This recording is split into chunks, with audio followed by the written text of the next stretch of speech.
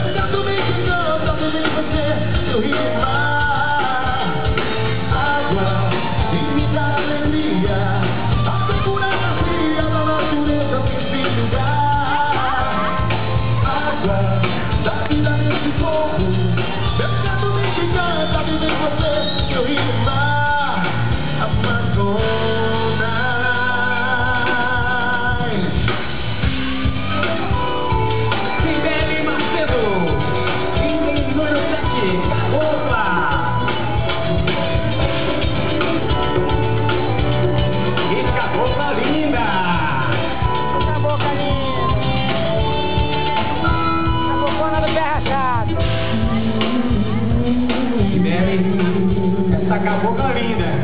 Essa é uma cabocla típica bacelense. Olha os traços dessa cabocla. Tipicamente bacelense, filha daqui. Ela que representa a guerrilha da tribo Amazonas que habitava a região